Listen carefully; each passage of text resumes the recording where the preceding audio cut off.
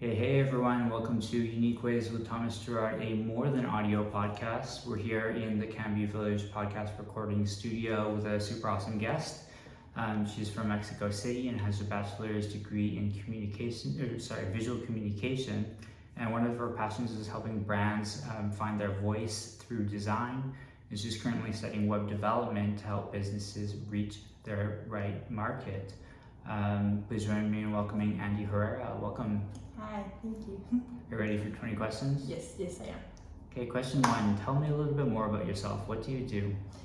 Well, as you said, I'm from Mexico. I studied visual communication in a university called S02, and it's basically focused in design. And yeah, I graduated there when it was 2020, so it was the pandemic. So it was a weird transition between having classes in person and then just on Zoom, but we managed to finish that. And after that, I worked at a branding studio called Brandia. That was from one of my teachers. He was the owner, so I had the opportunity to work there for 3 years, I think, and it was really cool because there I could actually learn how to design in real life projects and actually deal with clients and see other perspectives about design, because sometimes we had to deal with these clients who didn't really know about design. So it was kind of hard to sometimes finish the project or get to an outcome that would please both the client and us, like having to intermediate between that. It was interesting to learn about that, and also while I was working there, I think I started having less fear for designing and making mistakes and stuff like that. I think it helped me to actually be confident about designing. So it was great, but then when I was there, I realized that a lot of clients looked for their websites to be coded as well, but we didn't have someone to do that. So I thought it would be a cool idea to learn how to do that and to have like the whole package. So I started looking for schools, and I saw banners, and I had a friend who I studied with in university, that she was here. She studied film in BFS. So she told me like, Vancouver is great, you should come. So I applied to Bannards, and here I am. And this school in Mexico City, this is a significant, like a prestigious school, isn't it? I was kind of looking at it online and... Yeah, it is. Yeah. It is kind of like the best in design in Mexico. Right, okay. Question two, what's a key piece of knowledge that makes you different? I don't know if it makes me different, but I think, well, I already said that in the podcast, but I think it has to do about teamwork. I think that when I was studying, obviously we had projects where we had to do everything ourselves. So, well, it was obviously so we could learn how to do everything and then see like if we like to do illustration more than something else, or I don't know. So working on the projects alone really helped, but at the same time it was stressful because you couldn't get to the maybe the expectations you had, the outcome you had in mind. So I think that relying on other people maybe that are better doing something like, I don't know, animation or in typography or logo design, it's good, because that way you can get to the best results, and you also get less stress because like all the work is not just on you, it's like in the team, right? So I think I'm really like pro to teamwork. So yeah. Great. And just a note for the audience, we're recording the More Than Audio podcast in Vancouver, Canada, and if you're looking for episodes on the More Than Audio podcast, check out the one with Dr. Garnet Hertz. He's a Canada Research Chair at Emily Carr. So question three, why this of all things? Why do you do what you do? Well, I guess since I was little, I really liked drawing and illustrating and doing watercolor and stuff like that. So I think it's something that comes like as second nature, kind of.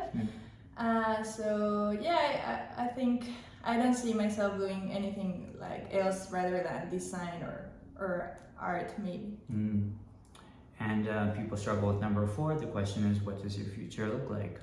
Yeah, the first time you asked me that, it was kind of tough to answer it because I don't know. I think I felt more overwhelmed about the future, but I don't know. These past few weeks, I've felt more at peace.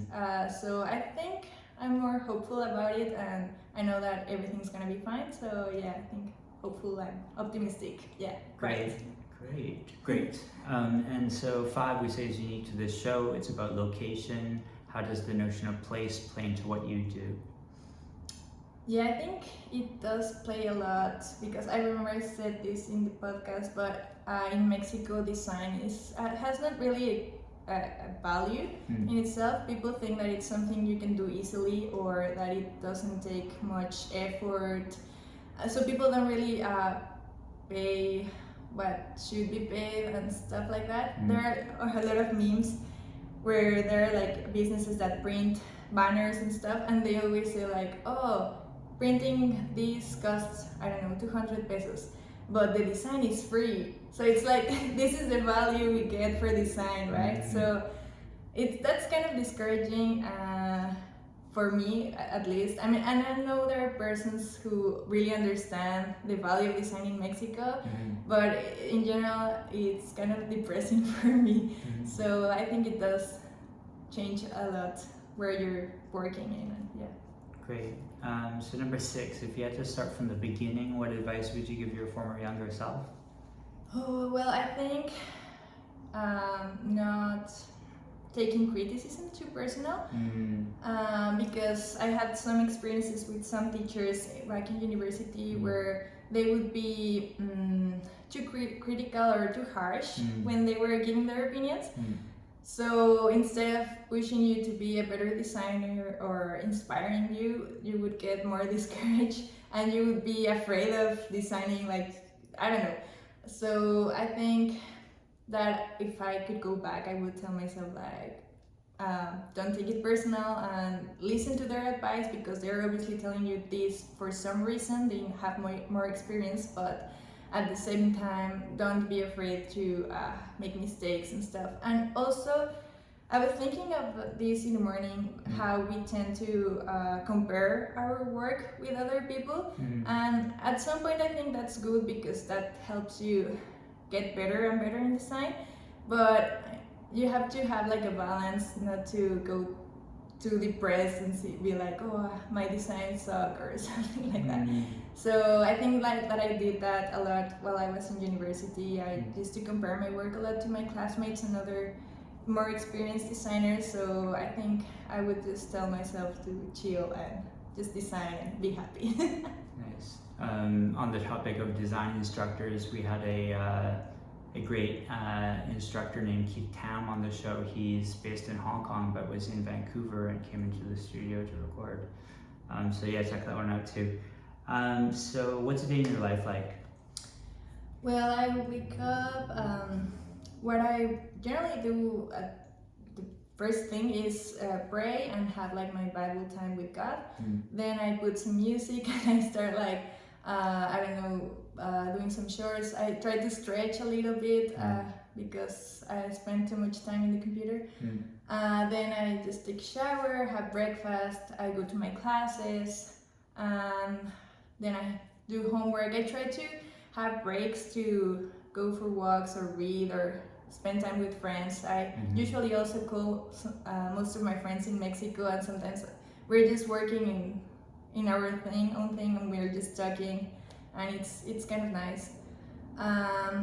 Then I try to do exercise too in between while I'm working, and yeah, I think the last thing I do during my day is read again the Bible and then just go to bed. Nice. So lifelong learning, it's a popular topic. How do you stay up to date? I think with social media, I use a lot Instagram and Pinterest for my visual references. I know some people don't really like Pinterest because, I don't know, there are some things that people post there that are not so designed, I guess.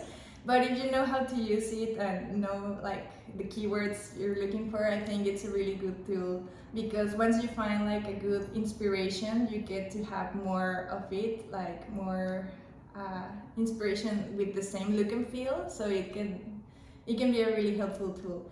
And I also use Behance, and also I think talking to people is a great way to learn more things. I was thinking about that also in the morning, because my sister, she studied chemistry, she's a chemist, and it's interesting how the things that she get inspired by or excited about are totally different from what I get inspired and excited about. But it's awesome to listen to her and see her own way of viewing life, and I think that's also kind of how I would answer this question, like interacting with other people with another fields can be good. And you kind of just talked about this, but tools, can you talk about digital and analog tools? I use mostly Creative Cloud, and right now with coding I'm using Angular, HTML, CSS, Strapi, things for database stuff. And analog, I mean, I think I don't really do manual stuff as I used to. I remember when I was studying, everything was with paper and cutting it and experimenting more, and we used to have like these binders of process of things we did to get to one logo, for example. So I think I haven't done that in a while, but I think I should return to that kind of process, because it's really interesting the outcomes you can get from that. And how about dealing with work-life balance or life-work balance? Well, I think right now I'm not doing it like the best, but at the same time the program I'm starting in is gonna end like in 6 weeks, so I guess then I will have a better balance. But I do try to take some breaks between my work. Sometimes when I see that I'm not getting to the result I expect, I just try to focus on something else, and I don't know, read or watch something on TV, or just put my mind out of it. Also take some walks and stuff like that. But other times I feel like I'm like in the zone when I'm designing and everything is going great, and then I have to stop myself, like force myself to stop, so because I could just design or code the whole day long, and that's also not great. So I try to put like some time, like 30 minutes doing this, and then go do something else quickly and then return. So that's kind of like what I've tried so far. And if you weren't doing what you do now, what might you be doing? I would definitely be a fashion designer. Since I was a little girl, I don't know why, I really liked the idea of making your own clothes and stuff like that. But when I was deciding what was the career I was gonna take, I don't know, I think I kind of felt that I wouldn't be good at it, that my drawing skills was not as good, or I wasn't as creative. And also at that time I was doing lettering, like really bad lettering, but it was something I was like really into, so I thought like visual communication would be a good path for me. But I have a friend who actually, I've known her since we were in kindergarten, and we've studied in the same school ever since, and she studied fashion design in the same university. And she's so talented, and every time she showed me all her work, I would be super excited, and I mean, I'm her fan. But I did actually could see how they were not having the best time of their life either, like while studying, because I could see that it was really stressful and really hard to study that career. So I don't know, like sometimes I think I made the right decision to go to visual communication. But I mean, maybe in the future I will learn or something, but yeah, I think I would be a fashion designer. Yeah, and that's interesting because you're talking about drawing, and I know that you're posting your projects on LinkedIn now, and you've got this one where you're showing a little sketch and then how it's translated into the digital version. And it's actually very kind of obvious how you got from one to the other, but the drawings are quite beautiful. Yeah, okay. So, what would you not like to do with your career? I think something monotonous. I mean, what I like about design is that you get to work in projects that are from different backgrounds or different industries, so you never get bored. I mean, you can research about things you didn't know about, and I think that's really interesting. And you can always experiment with new technology or new styles and have inspiration from a lot of things. So I guess doing like the same thing over and over again would be really boring for me. Great. And do you have a favorite word, quote, or sentence? I have several, but right now I think I'm gonna stick with the one I said in the podcast. That it's a Bible verse that says, I don't know it completely in English, but it basically says, "Be strong and courageous," because I feel like right now the situation in the world might be like a little depressing, but this Bible verse just tells us how we have to keep going, right? So I don't know, I think it's something I've reminded me a lot about, like just keep pushing, keep going, and don't give up, and do what you have to do. So I guess. And a least favorite, how about a least favorite word, quote, or sentence? It's the same as the one I said. It's follow your heart, because I don't know, I think feelings can be deceiving, and you have to be intelligent or wise to know if what you're feeling is really what is going on or not. I mean, don't follow it blindly, but also don't say like, oh no, feelings, I shouldn't feel things. No, I mean, have a balance too. So yeah, I guess that. And you're choosing one word to describe yourself. What word do you choose? Yeah, I would say friendly. I have like a lot of my friends say I'm a really good friend and I'm like loyal, so I guess I would stick with that. Great. And final stretch here, what keeps you up at night? Well, lately I've been working a lot late, so whenever I go to bed, I just keep thinking about what I'm doing in my work. Like, I don't know, if I'm doing an animation, I just dream that, or think, I don't know, that I'm still doing it. So I think that's what's keeping me up lately. And also, I guess, like the worries of the future. But as I said before, like these past few weeks, I think I've been like more at peace with the future. So I'm, better. Great. And do you have a dream you're chasing? Yes, I think, well, I just want like simple life, a happy life, to find a job, be surrounded with people that I love, my family, my friends, and just doing like what I like, designing, having inspiration, maybe traveling too. Yeah. Great. And inspiration, do you have something that inspires you? Yes, I think, well, as I said, traveling, music, nature, also going on hikes, the outdoors. Also, God is something that really inspires me for sure. Also, people inspire me. Advice, any advice you'd like to share? Advice. Yeah, I remember we talked about this in one of our classes about how designs are not always, like, are never finished. Like, they could be polished and better and better. So that kind of resonated with me a lot, because I tend to be a really perfectionist person, especially when it's something that I do for myself.